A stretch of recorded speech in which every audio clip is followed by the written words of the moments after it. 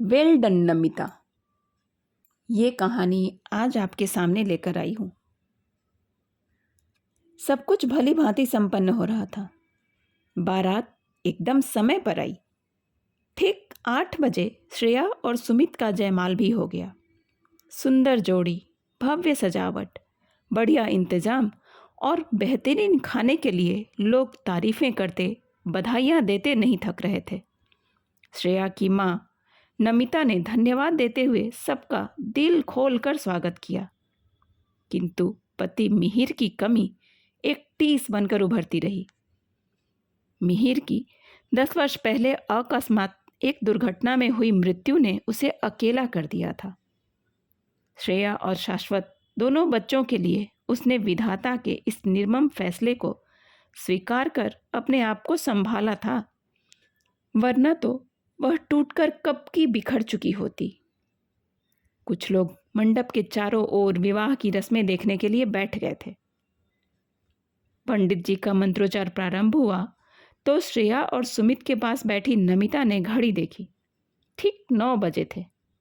नमिता खुश थी कि कार्ड पर परिणय का यही समय छपवाया था। तुम खुश हो ना मिहिर? देखो, सब काम ईश्वर की कृपा से समय पर हो रहा है। हर पल मिहिर की उपस्थिति के आभास में उसके होंठ धीरे से बुदबुदा उठे थे। मिहिर, जो समय का बड़ा पाबंद था। श्रेया ने अपनी बड़ी बड़ी पलकें उठाकर नमिता को बड़े प्यार से देखा और मुस्कुरा दी। उसका देखने का अंदाज बिल्कुल मिहिर जैसा था। नमिता मुग्ध सी बेटी को निहारने लगी। हमारी श्रेया दुल्हन के रूप में कितनी प्यारी लग रही है ना मिहिर। ईश्वर इसे सदैव खुश रखे, यूं ही मुस्कुराती रहे। मेरी ही नज़र न लग जाए इसे कहीं। उसने अपनी आंख से हल्का सा काजल लेकर उंगली श्रेया की ओर बढ़ाई थी कि उसे लगा जैसे मिहिर ने उसकी कलाई थाम ली हो। ना ना, क्या करती हो नमिता? इतने प्यारे चेहरे को गंदा करोगी? वह रुक गई थी। हाँ, कहाँ मानता था मिहिर ये सब। कभी काला टीका लगाने नहीं दिया। गंदा करोगी हमारी बेटी को? वह मुस्कुराकर उसे गोद में छुपा लेता। मिहिर के ख्यालों में वह यंत्रवत पंडित जी की पूजा सामग्री की मांगों को पूरा किए जा रही थी। वेदी के उठते धुएं ने कब यादों का रूप धर लिया उसे पता ही नहीं चला। क्या जला रखा है नमिता? बिना धुआं गंदगी किए पूजा नहीं होती क्या? खुशबू फैलाना है तो फ्रेशनर रखा करो। ये सब क्या? मिहिर आंखें मलते हुए बच्चों की तरह आंसुओं से भर उठा। पहली बार मिहिर के पोस्टिंग आवास पर नमिता अगरबत्ती धूप जलाकर पूजा करने बैठी थी। मिहिर की मासूमियत देखकर वह हंस पड़ी। हाँ हाँ, खूब हंस लो। जाने क्या फितूर है तुम लोगों को। मैं इसीलिए किसी हवन में नहीं जाता। यहाँ तक कि मैंने अम्मा लोगों की मर्जी न होने पर भी अपनी शादी कोर्ट में ही की थी। उसका एक कारण ये धुआं भी था। रात में कछुआ सांप सुलगा दिया और अब सुबह सुबह ये धुआं। धुआं और कटता प्याज दोनों ही तुम्हारी आंखों में बहुत लगता है। इसका मतलब तुम्हारी सास तुम्हें बहुत प्यार करती है। पर तौबा, अब से नहीं जलाऊंगी, वह हंसते हुए बोली थी। वो अम्मा जी ने कहा था। अरे, अम्मा जी का पूजा घर अलग है, सोने बैठने की जगह से दूर। वह वॉश बेसिन में छींटे मारकर आंखें धोते हुए बोला। मुझे तो यह भी समझ में नहीं आता कि अलग से बैठकर भगवान से मिन्नतें फरमाइशें कर उन्हें याद करने का क्या मतलब है। यह जन्म और जन्म से हमें जो कुछ मिला है, क्या उसके लिए कोई प्रार्थना पूजा अर्चना की थी हमने? माता पिता को कोई भूलता है क्या जो अलग से बैठकर उन्हें याद करना पड़े? जो मिला है उसके लिए हम उस परम शक्ति के हर पल नतमस्तक हो, दुनिया में और बेहतरी के लिए काम करें, बस। और क्या? समझी मैडम? वह तौलिए से आंखें पोंछता नमिता के पास चला आया था। समझी बाबा जी, क्या ज्ञान दिया है आपने। वह सिर झुकाकर मुस्कुराई। छोटी सी बुद्धि क्या मिल गई हमें, हम उसी को निर्देश देने लगते हैं, ये दे दो, वो कर दो, जैसे उसने अपनी सारी समझ हम सब में ही बांट दी, अपने लिए कुछ नहीं छोड़ा। कमाल है। नमिता सोचने लगी। यही नहीं, हर बात में मिहिर की अलग सोच थी। एक ठोस तर्क के साथ खुले विचार जो नमिता के भीतर अंकुरित सोच को बाहर आने का आधार दे रहे थे। वह निर्भीक होकर उसके साथ आगे बढ़ने लगी, समाज की परवाह किए बगैर। एक दिन वह उसे साड़ी में देखकर बोला, ये साड़ी पगड़ी परिधान मुझे समझ नहीं आते। इतना लंबा कपड़ा लपेटने की क्या ज़रूरत है? कई आदमियों का कपड़ा एक आदमी पहन लेता है, ये क्या बात हुई भला? अरे कितने गरीबों का तन ढक जाए इससे। और फिर ये कोई ड्रेस है? न दौड़ भाग सको, बस संभालती ही रहो स्टाइल में। यहाँ की औरतों ने खुद ही अपने को ऐसे पहनावे, श्रृंगार और गहनों में जकड़कर कमज़ोर कर रखा है जैसे हमारे राजाओं ने कर लिया था। कैसे युद्ध में जाने को सही समय पर तैयार हो पाते होंगे, समझ नहीं आता। तुम होते तब तो बाबर, हुमायूं सबको निक्कर बनियान ही पहना देते। वह खूब हंसी। तो और क्या, वह भी हंसा। नमिता को याद आया, सिंदूर लगाना भी तो उसने रोज रोज टोक कर छुड़ा दिया था। सिर में लाल निशान, रेड सिग्नल, कभी झंडी तो कभी पगडंडी के रूप में। क्यों भाई, खतरा रुक जाता है क्या? तो मैं भी रोज रोज लगा कर चला करूं। सुहागन तो मैं भी हूं। सिर पर ही क्यों, नाक पर क्यों नहीं? वह तो सबसे आगे है, उस पर क्यों नहीं लगाती? वह हंसा था। एक दिन वह मूवी जाने के लिए तैयार होकर अपनी नाक पर सिंदूर मलकर आ गया। चलो नमिता, मैं तैयार हूं। नमिता ने हंसी रोककर किसी तरह से उसकी नाक का सिंदूर पोंछा था। उस दिन से नमिता ने रेड सिग्नल लगाना छोड़ ही दिया था। समझाने का मिहिर का अपना ही तरीका था। वह कुछ न कुछ यूं ही करता रहता। शुरू शुरू की बात है, एक दिन मिहिर शीशे का एक आदमकद केस उठा लाया था। क्या है ये? नमिता आश्चर्य में थी। देखो ना, इस कोने में अच्छा लगेगा ना? पहले तुम यहाँ खड़ी हो जाओ। मगर मैं? ये तो शोकेस जैसा है। नमिता समझने की कोशिश कर रही थी। तभी तो मैं तुम्हें यहाँ खड़ा होने को बोल रहा हूँ मेरी शोकेस की गुड़िया। इतने ताम झाम के साथ तैयार होती हो, तुम्हें छू लिया तो तुमसे ज़्यादा मुझे खतरा है। तुम्हारे मेकअप से लिपने पुतने का, तुम्हारे जेवरों से चुभने चोट लगने का। एक शरारती मुस्कान उसके चेहरे पर खेल रही थी। मैं जानता हूँ नमिता, इतनी बनावट, शोबाजी रोज रोज ना तुम्हें पसंद है ना मुझे। फिर ये तो अम्मा जी ने कहा था, बड़े बड़े लोगों में उठना बैठना है, सच संवर कर रहना ठीक से। इस करके मैं तो, दिमाग है ना अपना, कोई विशेष अवसर है तो और बात है, वरना ये फालतू का। जानती हो, आदमी सबसे सुंदर कब लगता है? जब वह नहा कर आता है, धुली धुली मुस्कान बिखेरता है या कोई सुंदर और नेक काम करता है। आदमी के असली मेकअप जानती हो क्या है? नेकी, सच्चाई, ईमानदारी, ज्ञान, आत्मविश्वास, सत्कर्म और परिश्रम। नमिता चित्र लिखित सी उसकी बातें सुनती रहती। ऐसा उसे भी लगता है, पर वह कह भी नहीं पाती कि 16 श्रृंगार करके उसे भी कोई संतुष्टि नहीं मिलती है। समाज से टकराने, एक अलग दिशा में जाने के लिए मिहिर का सानिध्य उसमें निरंतर आत्मविश्वास भरता जा रहा था। टिहरी गढ़वाल, जनवरी का वो सर्द महीना।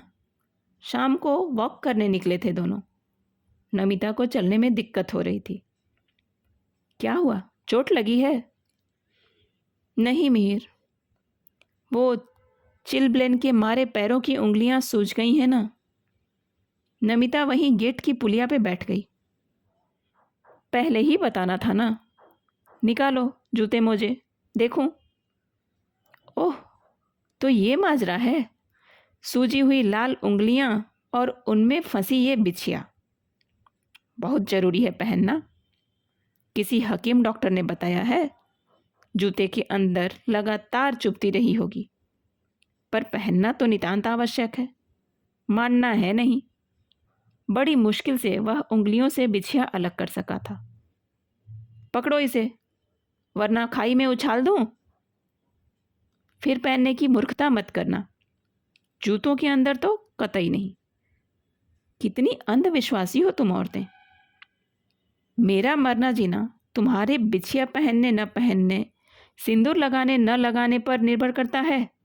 कमाल है, थोड़ी भी बुद्धि है या नहीं। और हाँ, ये क्या, कल किस बात की तैयारी हो रही है? करवा चौथ? फोन पर बातें हो रही थी। तबीयत ठीक नहीं? पर यह ना कहना अब कि अम्मा जी ने कहा है, वह चिढ़ाते हुए बोला। ठीक है, बड़ों की बात मानो, पर तर्क वाली हो तो। तुम्हारा करवा चौथ तो उसी दिन हो गया जिस दिन तुमने अपना खून देकर मेरी जान बचाई थी। अब और किसे क्या प्रूफ देना चाहती हो? मैं जानता हूं तुम्हें मेरी परवाह है, अपनी जान से ज्यादा। इतना विश्वास तो मैंने भी तुम्हारा जीत ही लिया है इतने दिनों में। क्यों, है ना? वह मुस्कुराया था। सुबह 4 बजे सरगई के लिए नहीं उठना। अब अंदर चलो, पैरों को धो पोंछ कर मलहम लगाओ और मोजे पहनो, फिर दवा खाकर सो जाना। तब तक मैं वॉक एक्सरसाइज करके आता हूं, ओके? जवाब में सिर हिलाकर नमिता मुस्कुराई थी। कितना अलग है ना उसका मिहिर। कारण कुछ कुछ समझ आ रहा था। मिहिर के घर घटनाएं भी कुछ ऐसी घटी थीं कि उसके विवेकशील मस्तिष्क पर प्रभाव पड़ना स्वाभाविक ही था। मिहिर की एक बहन शादी के चौथे साल ही विधवा हो गई थी और एक बहन को ससुराल वालों ने जलाकर मार डाला। दोनों ही शादी से पहले ही अम्मा के साथ करवा चौथ आदि का व्रत नियम पूर्वक किया करती थी। फिर उसके पिता का स्वर्गवास, जो इतने चाव से श्रृंगार वगैरह करके इतनी आस्था के साथ तीनों उपवास व्रत किया करती, उनके फीके रीते सपाट चेहरों ने उसे पूजा पाठ रीति रिवाज सभी से विमुख कर दिया था। तभी तो वह कहता रहता है, जब कर्म के अनुसार हमें जन्म मिला है तो हम सही कर्म छोड़ व्यर्थ के कर्म कांडों में क्यों लगे रहें। मिहिर ने बताया था कि उसने अम्मा बाबूजी को बहुत समझाने की कोशिश की थी। लाली दीदी को बहुत सताते हैं ससुराल वाले, दहेज के लालची हैं, सही नहीं है वे लोग। उन लोगों का बर्ताव दीदी के प्रति बिल्कुल अच्छा नहीं है। बात करके आप दीदी को वापस ले आइए। मगर नहीं, एक ही रट लगाए रहते।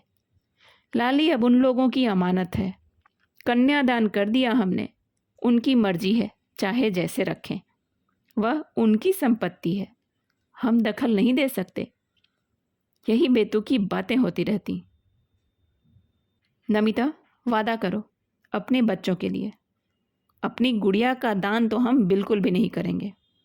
न दान देंगे न लेंगे, दहेज भी न लेंगे न देंगे। उनकी शादियों में केवल प्यार का एक्सचेंज होगा। एक नई मिसाल रखेंगे। डरती क्यों हो तुम नमिता? मैं हूं ना तुम्हारे साथ हमेशा। मिहिर की आवाज़ उसके कानों में गूंज रही थी। पंडित जी ने मंत्रोच्चार के बीच में आवाज़ दी थी, अब वधु पक्ष के सभी लोग एक एक करके कन्यादान की रस्म के लिए आए। बहुरानी, आप अकेले नहीं। नमिता जैसे गहरी तंद्रा से जाग गई। जेठ जेठानी देवर देवरानी उठकर आगे आने लगे थे। नमिता सहसा बोल उठी, रुकिए पंडित जी, यह रस्म नहीं होगी, कन्यादान नहीं किया जाएगा। मिहिर की आवाज़ की गूंज में उसने पूरी हिम्मत पा ली थी। यह कैसी बात कर रही हो बहुरानी? सही कह रही हूँ पंडित जी, बेटी वस्तु नहीं है जो दान कर दें। श्रेया के पिता की यही इच्छा थी। बेटी पर अपना सारा अधिकार कैसे छोड़ सकते हैं? विवाह के बाद भी उस पर हमारा कुछ हक और कर्तव्य है और हमेशा रहेगा। बेटी से मुक्ति कैसी? हमें दान नहीं करना तो झूठी रस्म करना भी क्यों? यह सबसे बड़ा पुण्य कहा गया है शास्त्रों में बहुरानी। आप सौभाग्यशाली हैं जो आपकी बेटी है। परिवार को दान का अवसर मिल रहा है, न करके आप महापाप करिएगा। मैं नहीं मानती पंडित जी। बड़ा पाप होगा बहू। बड़े बुजुर्गों का जरा भी ख्याल नहीं, जेठ ऊंचे स्वर में बोले थे। सास ने व्यंग किया। करने तो मनमानी, इसने पहले भी कब माना है? तभी तो मिहिर हम सबको छोड़कर चला गया। बड़ी मॉडर्न बनने चली है। जो रिवाज है, प्रथा है, काहे नहीं मानेगी? अपने जैसे बेटी का अमंगल मत कर, शुभ शुभ बात कर। सास, जेठ जेठानी, बड़ी नंदें, देवरानी व दूर के सभी रिश्तेदारों में खुसर फुसर शुरू होने लगी। कब मानी है नमिता ने घर वालों की बात? शादी के दूसरे दिन ही अपने रंग ढंग दिखाने शुरू कर दिए थे इसने। सिर उघाड़े घूमने लगी थी। तब बाबूजी भी जिंदा थे। कहती थी कि मिहिर मना करते हैं। मिहिर तो आदमी था। घर के रीति रिवाजों को बताना मानना औरत का काम है। ये तो उल जलूल असंस्कारी बातों में उसका ही साथ देती चली गई। तभी तो 40 भी न पार कर पाई थी कि विधवा बनकर बैठ गई। लगता तो नहीं है कि विधवा है। हीरे के जगमग टॉप्स, रुपहले बॉर्डर की बेशकीमती साड़ी, गले में मोटी सी चेन में चमकता बड़ा सा लॉकेट। व्यंग से जेठानी ने देवरानी को कोहनी मारी। इतनी जमीन जायदाद, पुरखों की हवेली, बड़ा सा घर परिवार, खाने पीने की कमी नहीं। मिहिर के जाने के बाद कितना कहा सबके साथ आराम से रह, परदेश जाकर काम करने की ज़रूरत नहीं। पर शहर की हवा लगी थी, गांव में भला कहाँ रहती। जितने मुंह उतनी ही बातें। नमिता दोनों बच्चों को लेकर अपने बलबूते पर अलग ही रही। ससुराल वालों से उसकी ज़्यादा ना बनी, क्योंकि नमिता के खुले दिमाग को देने के लिए उनके पास तर्क नहीं होते थे, न ही नमिता के तर्कों के आगे उनके पास जवाब होते। दुनिया से टकराने का साहस मिहिर ने ही उसमें भरा था। श्रेया ने माँ को देखा। वेदी की लौ में नमिता का चेहरा अलग सी आभा से प्रदीप्त हो रहा था। उसने माँ का हाथ पकड़कर धीरे से कहा, हम दोनों आपके साथ हैं माँ। बेटे शाश्वत ने भी माँ के कंधे पर विश्वास का हाथ रखा। नमिता ने बच्चों की ओर देखा। उसके आत्मविश्वास को बल मिला था। काश सारे घर के लोग भी उसे समझ पाते। वह फैसला ले चुकी थी।